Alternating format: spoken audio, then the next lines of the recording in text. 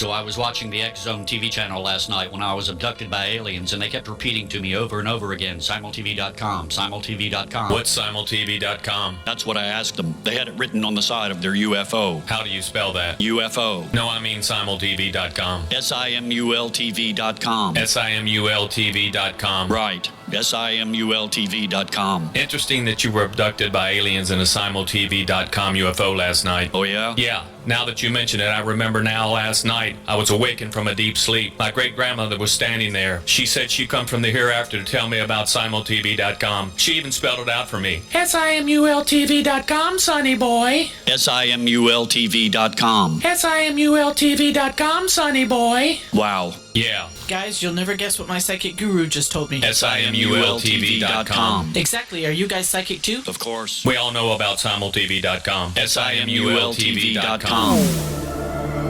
The X Zone Radio Show with Rob McConnell is largely an opinion talk show. All opinions, comments, or statements of fact expressed by Rob McConnell's guests are strictly their own and are not to be construed as those of the X Zone Radio Show or endorsed in any manner by Rob McConnell, Relmar McConnell Media Company, the X Zone Broadcast Network, its affiliated networks, stations, employees, or advertisers.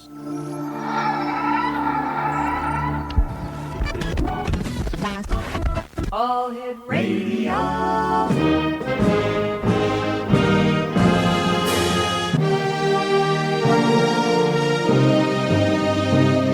Welcome to the X Zone, a place where fact is fiction and fiction is reality. Now, here's your host, Rob McConnell.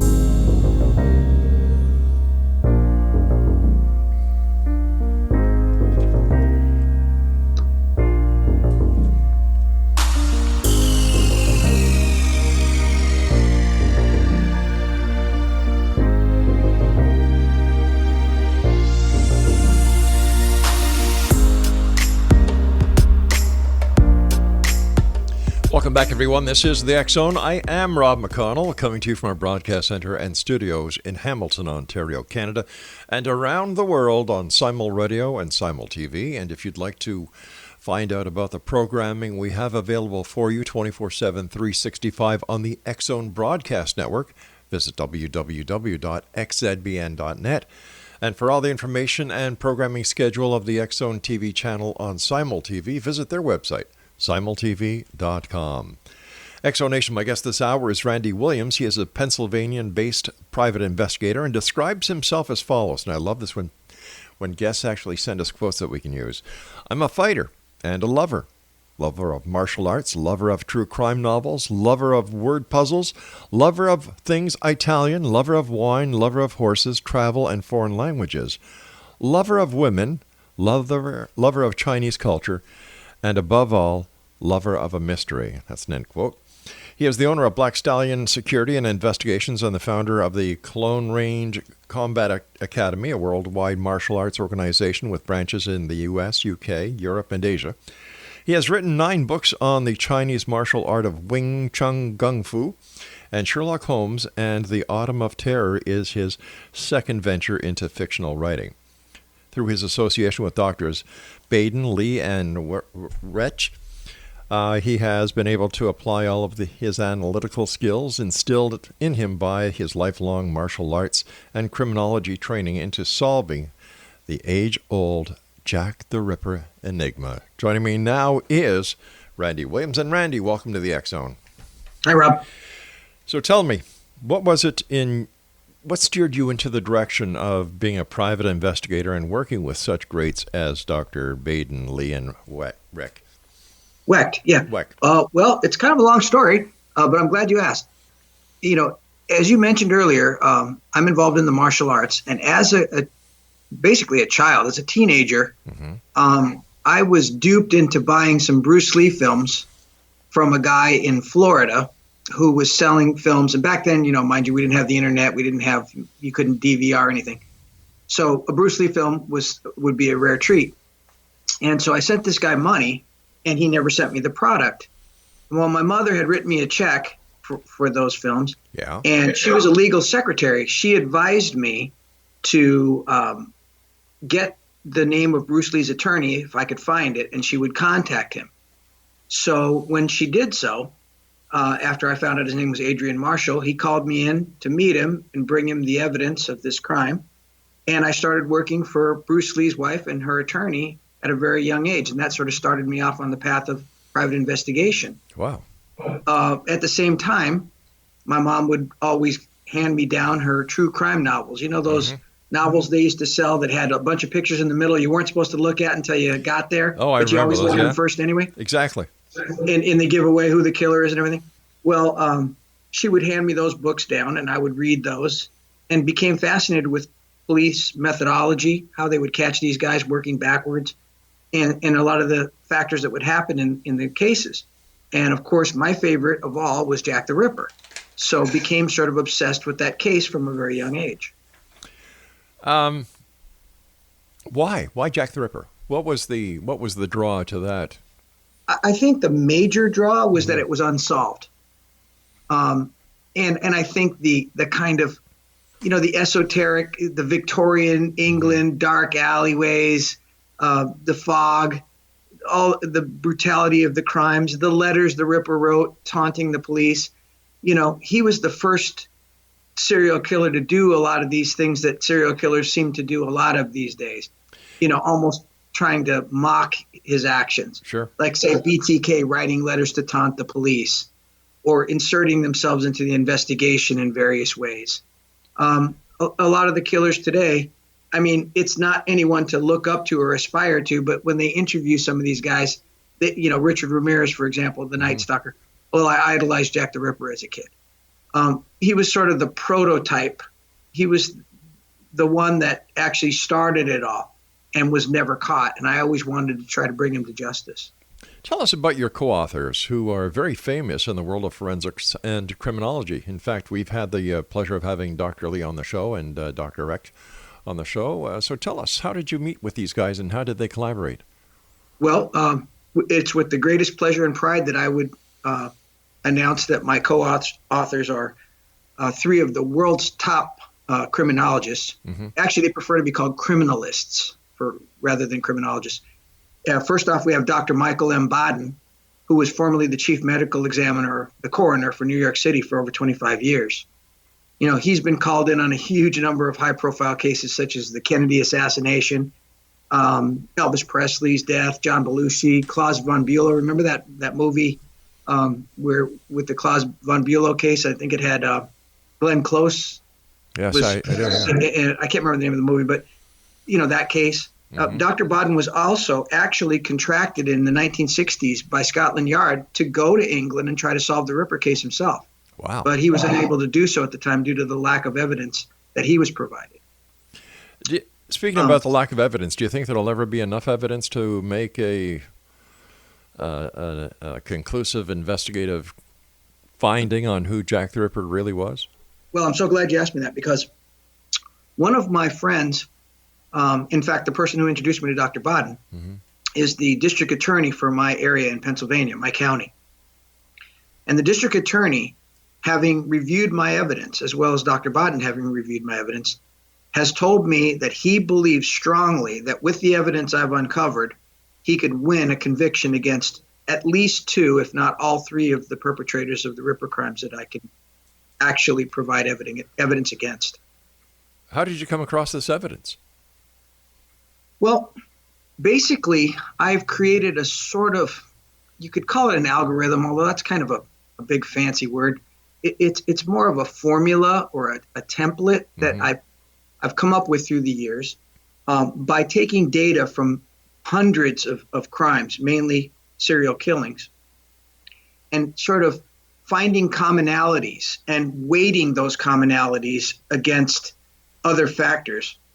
For example, a person living within a 2-mile radius of the crime, that would weigh more heavily against him than perhaps a person who was an eyewitness or gave some sort of testimony in the case. They would be considered in my algorithm, but the fact that they were a witness or had some testimony in the case would give them some weight, but not nearly as much weight as if they had a violent criminal record, for example, or if they had found the body, for example. That weighs very heavily in my algorithm. Wow. And so using this template or using this algorithm, you have been able to narrow down the list of suspects to a point where you feel that these are the 3 prime suspects. Yes. My algorithm narrowed it down to 5, and I was able to quickly eliminate 2 of those 5 people. And what happened then was my next step as an investigator is to exonerate or prove innocent my suspects. And I work as though I were their attorney, their defense attorney. And I try to find evidence that would exonerate them. But in doing so, the more I looked at these guys, the more guilty they became and the more evidence I would find. And I liken it to low-hanging fruit in the sense that there's a very good reason, which I'll explain to you tonight, why no one ever looked at them as serious suspects in the crime. There's a very good reason, because it was a very, very clever ruse on the part of one of them that exonerated them all for 130 years, or appeared to exonerate them all. But once you started taking a good look at these guys and realizing that the Ripper was more than one person, which no one ever really seriously considered, you realize that it was actually the 3 of them working together. And the more you look at it that way, the more obvious it becomes that the Ripper was more than one person. How did he commit the crime so quickly, so quietly? Because there were more than one. How did he see in the dark so well? Because somebody was holding a candle for him while the other one watched and the other one held the victims down. Why were there 2 knives used in one of the murders and then 2 separate knives used in 2 separate murders on the same night? But yet, in a different murder, there were 2 knives, 1 6 and 1 9, used on one victim. Never in history have I been able to find a serial murderer that used 2 knives all by himself. Interesting. We've got to take our first break, Randy, so please stand by. X Zone Nation, Randy Williams is our very special guest, an interesting young man. And Randy and I will be back on the other side of this break as we continue here in the X Zone from our broadcast center in Hamilton, Ontario, Canada. Now, Randy's got a Facebook page. It's Randy Williams vs. Jack the Ripper. And it's going to be an interesting hour, X Zone Nation, that I can assure you, so don't go away. The X Zone, a place where people dare to believe and dare to be heard, Monday through Friday from 10 p.m. Eastern until 2 a.m. Eastern. Of course, that's Eastern Daylight Time. With yours truly, Rob McConnell from our broadcast center and studios in Hamilton, Ontario, Canada. Don't go away.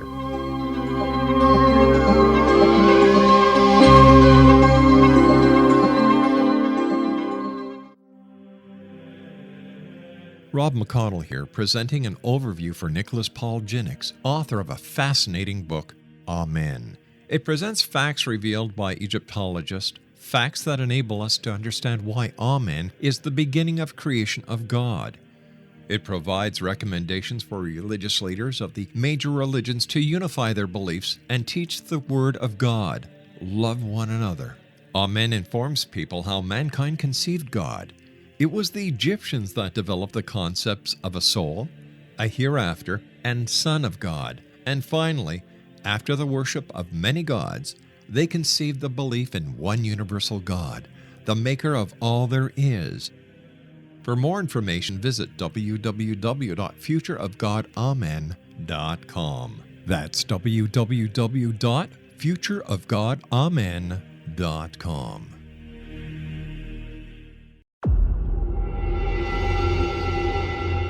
Whether you're a skeptic or a believer, join me, Rob McConnell, as together we'll investigate the world of the paranormal and the science of parapsychology here on the X Zone Radio TV show on XZBN and the X Zone TV channel on Simul TV. Since 1990, the X Zone Radio TV show has been the place where people dare to believe and dare to be heard.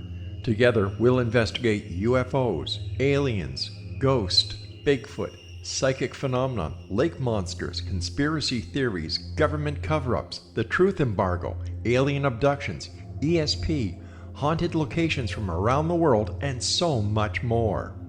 With over 28 years of broadcasting and more than 4,500 individual guests, the X Zone is truly a place where fact is fiction and fiction is reality, as evidenced by the credibility, integrity, and professionalism of the guests that we bring to our international audience. If you have seen a UFO, had a close encounter, seen a ghost, Bigfoot, lake monster, or a story that you would like to share or have investigated, contact me, Rob McConnell, by sending me your email to xzone@xzoneradiotv.com, or you can call toll-free 1-800-610-7035, extension 143, and on Skype, X-Zone Radio TV. For more information on the X-Zone Radio TV show with yours truly, Rob McConnell, visit www.xzoneradiotv.com or www.xzonetvchannel.com or simultv.com and xzbn.net. Until next we meet here in the X-Zone from our broadcast center and studios in Hamilton, Ontario, Canada, always remember, X-Zone Nation, keep your eyes to the sky and your heart in the light.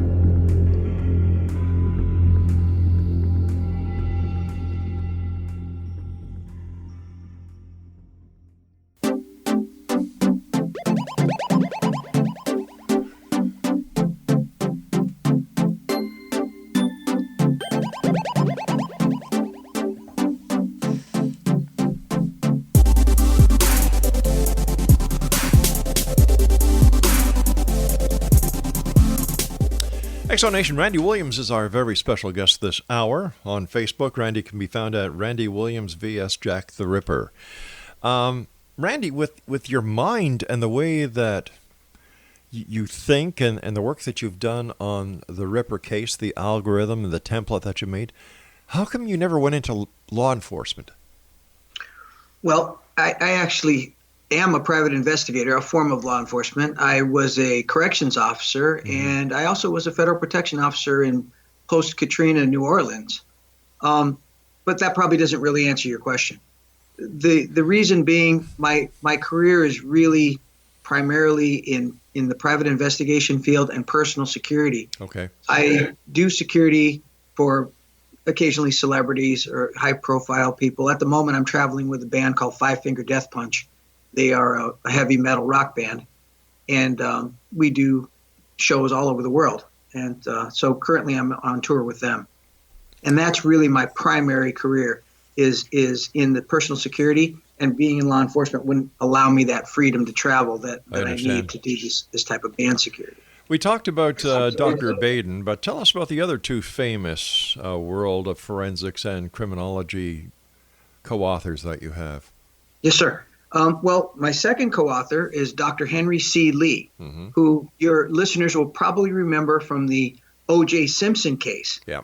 He was the doctor that found the tainted blood evidence, and his famous line in the case was, "There's something wrong here." And so a lot of your listeners probably would know him from that, or if not, his TV show that was on Court TV in the old days. It was called Trace Evidence. He worked on the John Benet Ramsey case, the Phil Spector case, or some of his high-profile cases, many more. One of the things he's most proud of, and rightly so, is he's largely responsible for the safe recovery and return home of the kidnapped victim, Elizabeth Smart. Remember the girl in Utah that was kidnapped? No. And well, she was kidnapped and held by this sort of a religious fanatic that had her sort of dressed in robes, and he was walking around with her and his wife for almost a year. Oh, yes. No, yeah, that was Elizabeth Smart. Well, thanks to Dr. Lee risking life and limb in an experiment to figure out how it was done, after he was able to figure out the way that the guy did it, he knew that it could only have been a certain person to have done it, notified the authorities, who put out an all points bulletin for this guy, and he ended up being captured, and Elizabeth Smart returned home safely. Fascinating. No, I had the pleasure of having Dr. Lee on the show many years ago, and he is truly a fascinating person. Truly is. And in fact, very much so. The third He's also a Kung Fu expert. Really? He won all Taiwan Kung Fu championships in the 1960s before he came to this country. Never knew that. I'm glad that you he's an told us about awesome that. martial artist as well. And then I have Dr. Cyril H. Wecht. Yeah. And Dr. Wecht is a household name or a household face recognized by anyone who watches sort of 60 Minutes, 48 Hours, Forensic Files. Exactly. The true crime junkies. Well, Dr. Wecht was the medical examiner for Pittsburgh for many, many years. And his high-profile cases are many: John F. Kennedy, Robert F. Kennedy assassinations, Elvis Presley, John Benet Ramsey, O.J., Dr. Jeffrey McDonald. Remember the Green Beret that was accused of killing his whole family? The Waco, Texas Branch Davidian fire. Vincent Foster. Remember the Clinton advisor who committed suicide by shooting himself 3 times in the head in the park in Pittsburgh? Did Bill have sex with him too? Well, he did not have sex with that man. But anyway, so Dr. Weck is also my co-author. So I'm very proud. I don't think anyone in the world could claim to have those 3 guys as co-authors besides me. Well, congratulations on that. They are truly some of the very best in their field, if not the best.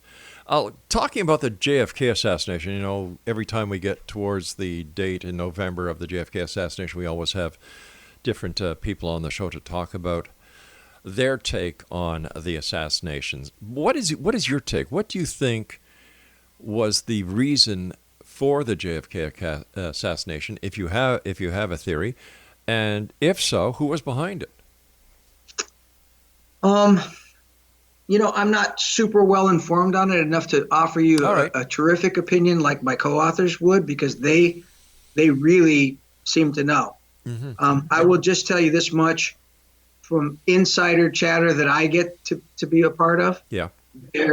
That pristine magic bullet was not the actual bullet that did the damage. That's my belief.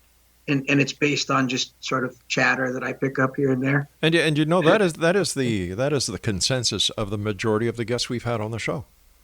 I hope so, because it's pretty hard to believe that a bullet could be that pristine after doing the job it supposedly did. Exactly. Tell me, many people feel the Ripper case is unsolvable. What has convinced you otherwise? Was it just the algorithm and the template that you came up with, bringing it down to 5 suspects, and then you were able to dismiss? Yeah. Initially, that didn't solve it for me. That just told me who to look at. What convinced me that the Ripper case, well, I always had that hope and dream that one has that this crime is solvable, because there's no such thing as a perfect crime, Rob. Right. And every crime can be solved eventually given the right tools. There is no such thing as a perfect crime. We know that. The Ripper was far from a perfect crime. But the thing is that he was so clever in the way that he set things up, it pretty much stymied investigators for all these years. And I didn't feel that I had solved it when my algorithm told me who to look at. But the more evidence, and I mean evidence, actual admissible in court evidence, not this conjecture that people use normally in the Ripper case, but solid evidence, direct and circumstantial, led me to believe that I had solved the crime. And once I showed it to the district attorney of my county, he agrees. And he then in turn introduced me to Dr. Michael Baden, who agreed to take part in my book. So if you can convince the local district attorney and Michael Baden that you've got enough evidence to convict 2 out of 3, if not all 3 murderers, mm-hmm. And it's a conspiracy, all right. People tend to assign a tin hat to anybody who talks about a conspiracy these days, conspiracy theory. Well, but having been involved in multiple investigations, I can tell you that a conspiracy is nothing more than 2 or more people working together to commit a crime, right. Which in fact happens thousands of times a day, if not an hour. All it means is you and I agree to go burglarize, and that's a conspiracy. So when people automatically think you're a nut for assigning a conspiracy theory to a crime, that what they don't realize is that any crime that involves more than one person or more than one perpetrator is a conspiracy of sorts. Let me ask you, with the evidence that you have been able to establish, have you sent a file over to Scotland Yard or to the Metropolitan Police Department, who ultimately were in charge of the investigation? I haven't. Someone who did a story on my theory mm-hmm. For a website, a pretty popular true crime website, approached Scotland Yard with my theory. And they basically told her, listen, we've had it up to here with these theories, and we have no interest in pursuing the matter. Now, having said that, mm-hmm. my dream would be for one of the princes future kings of England, to get a look at my theory and realize that I've once and for all exonerated the royal family of anything to do with the Ripper crimes, and possibly reopen it. Because I have evidence. I'm not conjecture. I'm not saying it was the royal painter or the royal physician or Lewis Carroll or Sir Arthur Conan Doyle. I'm telling you that I've got people that are directly involved, and I've got evidence to show they were. So, having said all that, and with my connection with these three famous criminalists, I am hoping that at some point I will be able to get the ear of Scotland Yard or the Metropolitan Police and have them reopen this case and look hard at my evidence, because we can prove our case. But at the end of the day, the solving of the Ripper case, how would it affect common day events? What would be the significance of the solving of the case? Well, one would say that the victims deserve the justice no matter how long, because once you're dead, you're dead. What's the difference of OJ's victim getting justice and the Ripper victims? Okay, you could say, well, the family gets the closure. But it's the person that was killed that deserves the justice, at least in my book. I think also that because of the heinous nature of the crimes, they deserve to be named and shamed and go down in history with other heinous criminals, be it war criminals or murderers. And there's no reason why they should get off scot-free just because they were more clever than the next guy. Could it also be that the law enforcement agencies do not want the mystery solved because that would put egg on their face? Very possibly, but that's really not my concern. And there's probably, let me tell you, there's a lot of resistance to solving the case because of, let's say, the cottage industry, the Ripper tour industry. There's these people that make a living from walking tourists around the East End of London and showing them the murder sites. Yeah, what's left of it. We've got to take our break. That was my producer flexing his muscle over there. Thanks, Craig. You scared the heck out of me again. Exonation, our guest is Randy Williams. His website is facebook.com/Randy Williams vs. Jack the Ripper. This is the X Zone. I am Rob McConnell. We'll be back after this break. Don't go away.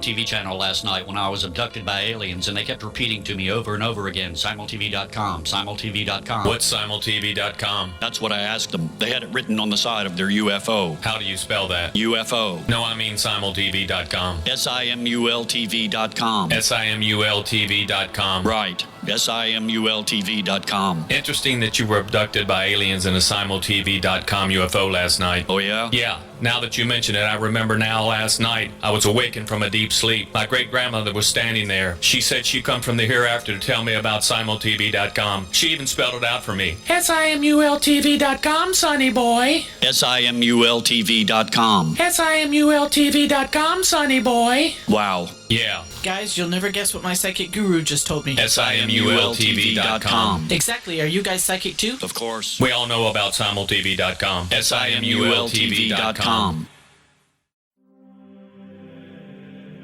Rob McConnell here, presenting an overview for Nicholas Paul Jennings, author of a fascinating book, Amen. It presents facts revealed by Egyptologists, facts that enable us to understand why Amen is the beginning of creation of God.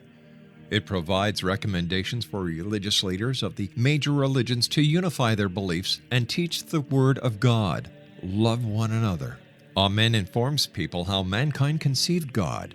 It was the Egyptians that developed the concepts of a soul, a hereafter, and Son of God. And finally, after the worship of many gods, they conceived the belief in one universal God, the maker of all there is. For more information, visit www.futureofgodamen.com. That's www.futureofgodamen.com. futureofgodamen.com.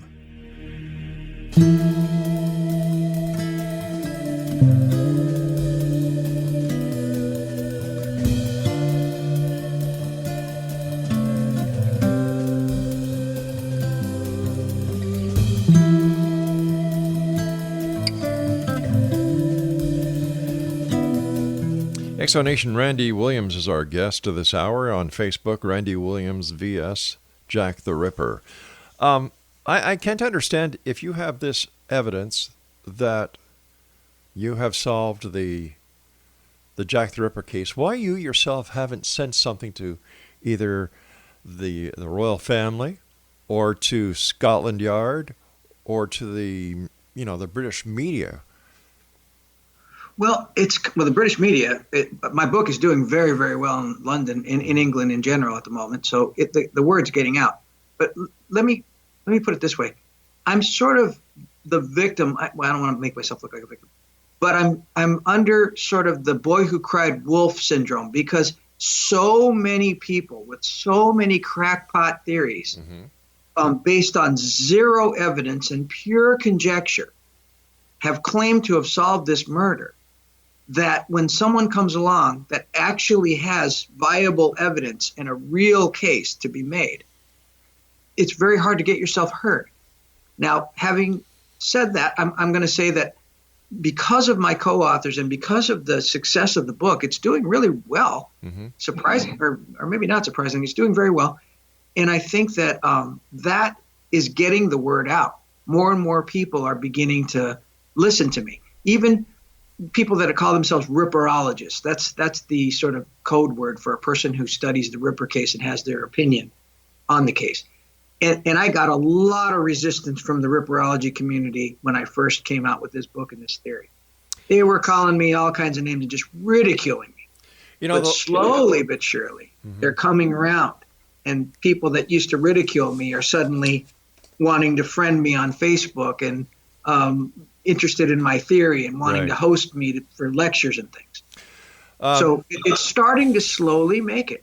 Taking nothing away from your friend who is a district attorney in Pennsylvania, how do we know that the evidence that he classifies as tangible evidence would be felt or looked at the same way in a British court of law? And maybe, the evidence that you both feel is substantial over in the United Kingdom would be, makes no sense. Well, the reason being is, for my money, I've convinced Doctors Baden, Wecht, and Lee, well as the district attorney in my area, and thousands of readers. But to answer your question, evidence is evidence. My suspects had prior knowledge. They had insider knowledge of the crimes that they couldn't possibly have had unless they were involved or knew someone involved in the crimes. And how did you establish this evidence? Well, a lot of it was hiding in plain sight, but wasn't looked at because, again, these guys established themselves such an ironclad alibi that people immediately discounted them, and no one ever really took a hard look at them because of this clever ruse that they pulled. Everyone always assumed that Jack the Ripper was one person, and even in the letters that he wrote to the police, he claimed to be one person, even though letters that I know and have proven are connected together and must be authentic or have three different handwritings. That's because there were three different people writing them. But in any case, these guys had some insider knowledge that they couldn't possibly have had, for one thing. Okay, let me ask you this. The three different letters, have they been given to handwriting experts to confirm that these were three different people? Because there are people who can change their penmanship many ways. Right. And absolutely. What I did was, to answer your question, yes. And you can get an expert to say anything you want, and experts have said things on both sides. So it's very difficult to, who do you want to listen to? Which expert do you want to listen to? Well, because experts have said it's the same guy, it's different guys. That would depend on if the British authorities took this to heart, who they brought into the case to authenticate it. Exactly. And you can find an expert that'll back up what I say, and you'll find people that will go against what I say. Yeah. But I'll tell you this much. You in the Ripperology community, you can hardly find any two people that agree on anything. Right. But the one thing that, to me, anyone who disagrees with this is pretty much off their tree. One of the letters written by Jack the Ripper came with a piece of the victim's kidney in a cardboard box. Mm-hmm. And it was sent to George Lusk, the president of the Whitechapel Vigilance Committee. It was a bunch of vigilantes that went around beating up innocent Jews in the name of catching Jack the Ripper. So the local Jews hated this guy. That's why he got the kidney and not the police and not the newspaper. They were taunting this guy because he was harassing innocent Jews in their neighborhood. In any case, we know that letter is authentic because it came with the woman's kidney, for God's sake. Although you'll find people that'll argue with that one too. And they'll say, well, an enterprising journalist got his hands on a piece of kidney that exactly matched the other kidney down to the amount of renal artery that was missing, as well as the same disease of the kidney. But believe me. But without forensic evidence, how could that be taken as direct evidence? It's not direct evidence. Well, I don't know how schooled you are in the law, but the medical examiner, Dr. Openshaw, ruled it to be the kidney of the victim that was missing from the body. So would that not be direct evidence? Yes. Well, that's the way I look at it. So if we say that the medical examiner deemed that kidney to be the kidney of Catherine Eddowes, complete with Bright's disease and 1 inch of renal artery missing, and the angle of the cut matching the remaining piece of renal artery that was left in the body. Right. And having Bright's disease, which is a fairly rare disease, then I think it's safe to assume that was Catherine Eddowes' kidney. All right, but once again, how do you tie it all together? You're talking about a crime that happened how many years ago? 130. Okay, a crime that happened 130. It seems that every conspiracy theory, whether it be the JFK assassination, whether it be the downing of Malaysian Airlines 370, whether it be whether man landed on the moon or not. There are two sides that have evidence, have their own experts, have their own belief on the truth. So how do we differentiate, all right, in this case, that this just isn't another conspiracy theory? Well, it is a conspiracy theory. As I said, a conspiracy involves more than one person working together to commit a crime. Right, but how do we know this isn't just like the JFK assassination? Experts on both sides have totally different viewpoints. All right. Well, if you'll allow me to give you my evidence, I'll explain to you. Sure, I'd love it, yeah.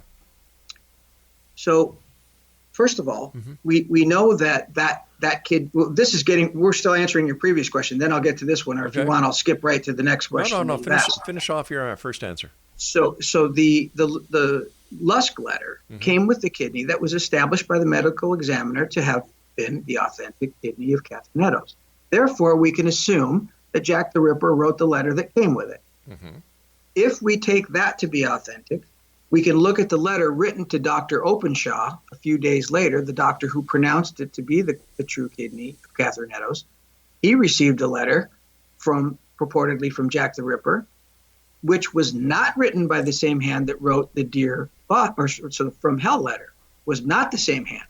Right. However, when we look at the envelope that letter was posted in, that handwriting matches the writing in the From Hell letter, which tells me that one person either camouflaged his handwriting in the Openshaw letter, or a second person wrote the Openshaw letter, and the person who wrote the From Hell letter addressed the envelope of the Openshaw letter, adding some circumstantial evidence to my theory that there were more than one killer. Yeah. But that's not in and of itself direct evidence. Nope. Here's what is direct evidence. The suspect, my main suspect, was a man named Louis Diemschutz, who claims to have found the body of Elizabeth Stride, the first of the two double event murders. When he made his statement to the police, among the many statements that he made that night that are buried in tons of text, we can see that he said to the police, the woman whose body that I found was dressed quite a bit better than the woman who was murdered last week. Now, here's the problem with that statement. Nobody knows exactly how well that previous victim was dressed because her clothes were completely destroyed and covered in blood. And the victim that he claims to have found, who I know he killed, he was in pitch black when he saw her. So I wonder, why then would you say that she was dressed quite a bit better than the woman who was killed last week? How in the hour that passed since you found the body did you suddenly become an expert on the case and know how well the previous victim was dressed? That's one of the things that kind of got me looking at him. Let me ask you the evidence, that the transcripts that you read, were they the original or were they from books and from articles? No, the original police transcript. Okay. So that's what got me. That's really one of the first things that really intrigued me was that statement. And I thought, did he just sort of step on his own foot there? So I looked at that, and then that made me start looking at him harder. So then I looked at his statements and the statements of another guy who found the body with him, who was a young kid by the name of Isaac Kozabrodsky. And when I looked at their statements to the police, they said, when we found the body, she had candies in one hand and grapes in the other hand. They're the only two that said that. Of all the witnesses that saw the body, they're the only two that said there was candies in one hand and grapes in the other, which is funny because there were only candies in one hand. And we'll give them the benefit of the doubt that those could have been seen before the coroner opened her hand at the scene later. So I'll give them the benefit of the doubt that the candies were sticking out so that you could see them. All right, stand by. We've got to take our final break. Exo Nation, Randy Williams is our guest of this hour. And you can find out more about Randy on his Facebook page, Randy Williams vs. Jack the Ripper. This is the X Zone. I am Rob McConnell. We'll be back on the other side of this break as we wrap up this hour. Don't go away.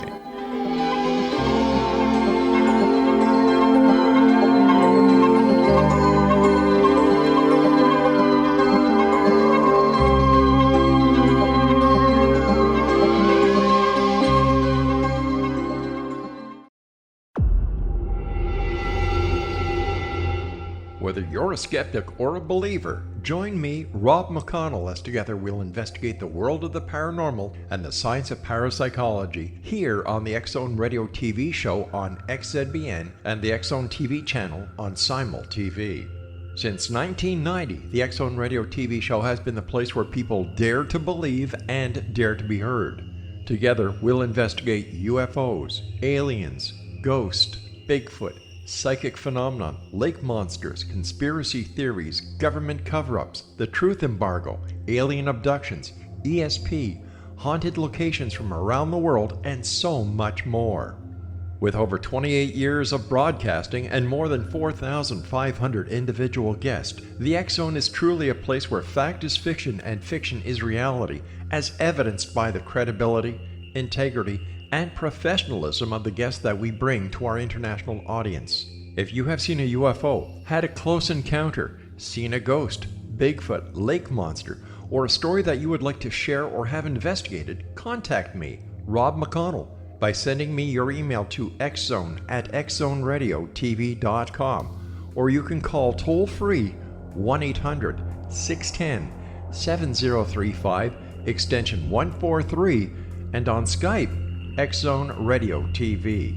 For more information on the X Zone Radio TV show with yours truly, Rob McConnell, visit www.xzoneradiotv.com or www.xzonetvchannel.com or simultv.com and xzbn.net. Until next we meet here in the X Zone from our broadcast center and studios in Hamilton, Ontario, Canada, always remember, X Zone Nation, keep your eyes to the sky and your heart in the light.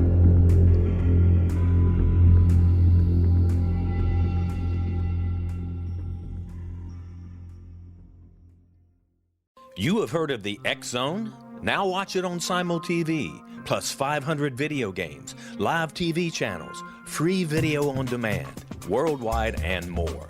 Does this sound like tomorrow's television? Well, it is, but you can have it today, right now. It is Simul TV. Simul TV offers what the others only wish they could provide. 15 exclusive channels like X Zone, sci-fi, and horror. We are worldwide. No other provider offers that. 500 built-in video games. No need to have an extra expensive system. We have them included. Free video on demand. Live streaming events from around the world. interactive online network, and much more. Tomorrow's TV today. Simul TV. Sound too good to be true? Well, it's not. You can have Simul TV today. Sign up at simultv.com. Do it today.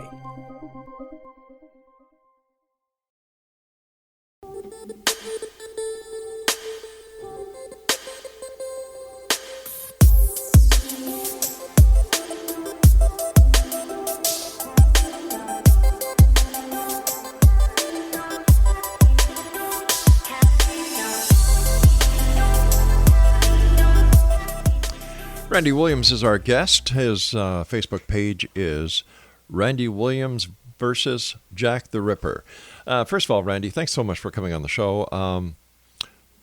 It must be hard for you as a private investigator to try and recreate a crime scene so many years after it has happened, where there is no collection of evidence, photographs, sketches. Well, in actual fact, there are quite a number of photographs and sketches from the Ripper crimes. Back in Victorian England, the police did keep meticulous records of statements, some photographs, lots of drawings. So we do have some of the evidence that we can consult. And to recreate the crimes was actually something that my co-author, Dr. Henry Lee, took the helm on, because that's his specialty, as you know. He'll walk into a crime scene and look at the blood spatter and look at the body and look at the destruction in the room, and he'll say, well, it's obvious to me that this guy walked in, was hit here, fell, crawled here, was kicked there, got up, stumbled, was punched here, and then finally stabbed here. He can look at sort of the trace evidence in the room and recreate the crime based upon that. It was a little bit more of a colossal effort for him to do so using the photographs and existing evidence from the Ripper case, but he did it all the same. Was it ever established what the motive was for these murders? Well, it's not been established unless it depends on whose theory you want to follow.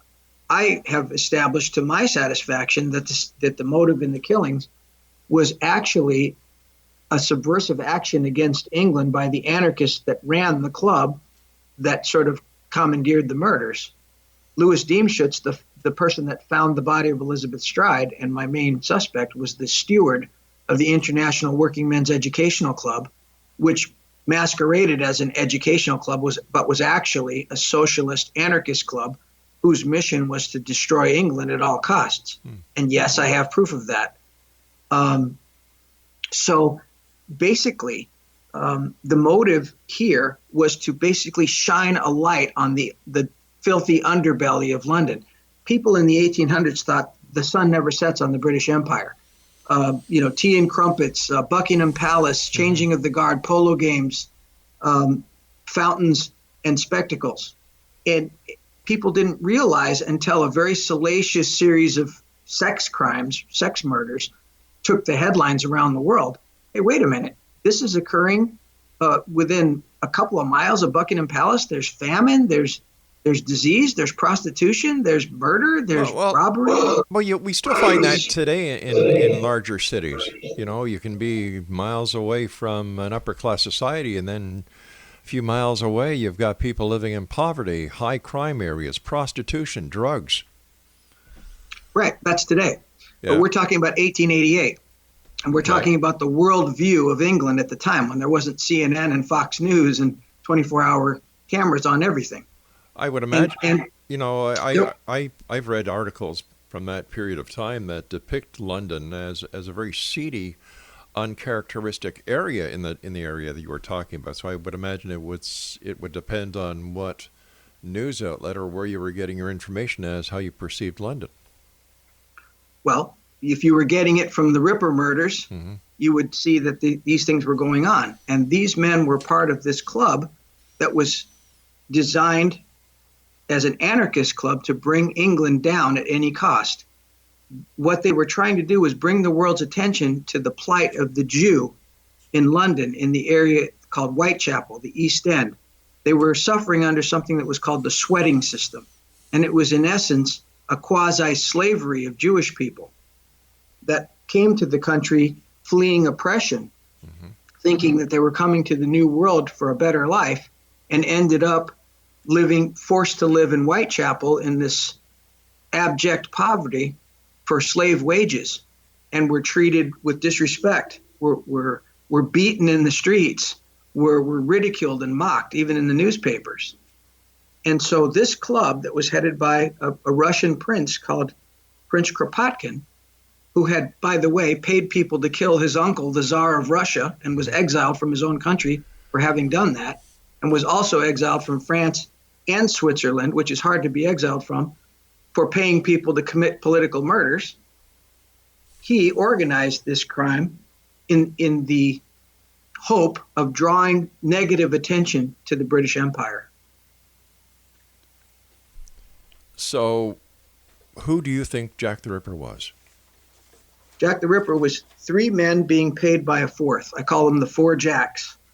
The Jack of Hearts, Louis Diemschutz, president of the International Working Men's Educational Club, costume jeweler by trade. By the way, two of my victims were buying costume jewelry just before they were killed. Why do you call them your victims? Sorry? Why do you call them your victims? Well, the victims of the crime I've been studying all my life. So I take them personally. I'm out to get justice for them. So they're my victims. Is it possible that you're too close to the case? Too close to the case? Yeah. No. There's many times where investigators are taken off a case because they're too close to it. They become obsessed with it. They can't see the forest for the trees. Well, I don't think I could have convinced Doctors Bodenwecht and Lee of my accuracy if I was not seeing the forest for the trees. All right. You can opine as you will, but I call them my victims because I'm looking for justice for them. I feel like I know them now. I've looked into their histories. I know all about them. In any case, I slip up for calling them that. The victims. No. That's I was just wondering why you call them my victims. That's all. All right. Well, also because people don't agree on the victims. People have a set of victims that they believe were victims of the Ripper, and others that they feel were random killings that had nothing to do with Jack the Ripper. So I have a set of 13 that I call my victims, in the sense that I believe they were Ripper murder victims, and I could prove it using a mathematical formula that I could share with you if I have time. We've got about 3 minutes. Okay. Well, we have to pick and choose. So I'm still trying to answer your previous question about the Rippers. Yeah. Louis Diemschutz, costume jeweler, the Ripper, and a horseshoer, a farrier by trade. Costume jeweler and farrier. The best eyewitness to the Ripper crimes described the Ripper as being covered in costume jewelry. The most prominent piece was a horseshoe tie pin. My main suspect was a costume jewelry salesman who found a body, and he was a horseshoer. So, circumstantial, I'll give you that. But it's answer me this. Why would the person who committed the murder claim to be the person who found the body? Well, you could ask that of any of thousands of people that have done the same thing. How many serial murderers have inserted themselves into the investigation by pretending to have found a body? But how do you know this? But how do you know that was the case in this case? Well, because all of the evidence that I gathered against him afterwards shows that he was the killer. It only the fact that he found a body helped me even consider his name in the case. It doesn't convict him. It only was a weighted factor in my looking harder at him than anyone else. Because we know historically that serial killers insert themselves into investigations. Ted Bundy, John Wayne Gacy, Atlanta child murderer, Wayne Williams. But would you Edmund Kemper. But would you agree that it's not a 100% serial killer fact? Of course it's not. Nothing is. Or we could solve any serial killing immediately. Exactly. But it's a factor. And it's one of many factors that led me to him. All right, so do we have time to quickly go through one of your mathematical equations? Well, it's up to you if we have the time. I have all the time in the world. Well, I don't. I've got about a minute and a half now. Well, then it's not going to happen. All righty. So where can people get copies of your book again, Randy? On Amazon.com, it's called Sherlock Holmes and the Autumn of Terror. And do you have any more books coming out in the future, Randy? Yes, we got a true crime version without Sherlock Holmes. Mm-hmm. That's called Theodokos Murders, Jack the Ripper's Terror of London. What do you think the next step is going to be for your quest to get justice for the victims of the Jack the Ripper case? Well, I'm in talks right now with a company called Dorsey TV that's going to produce a television series which will send me to England, Russia, and Poland to gather more evidence against my suspects and eventually, hopefully, use Dr. Lee's DNA expertise to solidify the case once and for all. Are you still able to acquire DNA from the victims? Well, the technology with DNA continues to move forward, at such an astronomical rate, and Dr. Lee is right on the cutting edge with things like touch DNA and all the latest developments. So we are hoping that at some point, the chief rapist of the three murderers, the one that I've proven to my satisfaction was the most brutal of the three murderers, if we could find his burial spot and get his DNA, it's very possible that we could then exhume the remains of victim Emma Smith, who we know was raped. All right, I hate to do this, but we've run out of time, Randy. I want to thank you so much for joining us in X-Zone Nation. If you'd like to find out more about Randy, visit his website. It's a Facebook page at Facebook.com/Randy Williams versus Jack the Ripper. I don't know about this one. We'll be back on the other side of this break. Don't go away.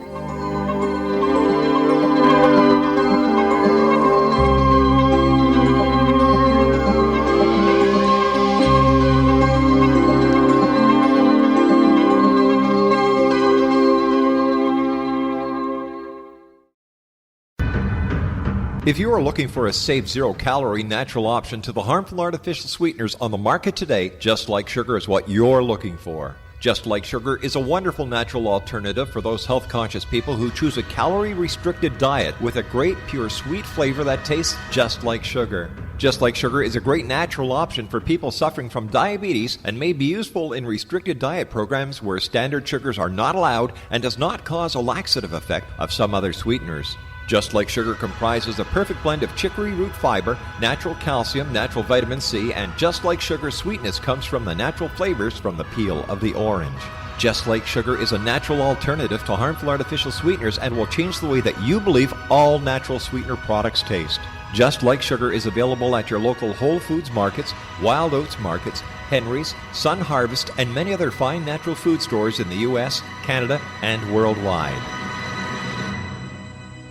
You have heard of the X-Zone? Now watch it on Simul TV, plus 500 video games, live TV channels, free video on demand, worldwide, and more. Does this sound like tomorrow's television? Well, it is, but you can have it today, right now. It is Simul TV. Simul TV offers what the others only wish they could provide. 15 exclusive channels like X-Zone, Sci-Fi, and Horror. We are worldwide. No other provider offers that. 500 built-in video games. No need to have an extra expensive system. We have them included. Free video on demand. Live streaming events from around the world. Interactive online network, and much more. Tomorrow's TV today. Simul TV. Sound too good to be true? Well, it's not. You can have Simul TV today. Sign up at simultv.com. Do it today.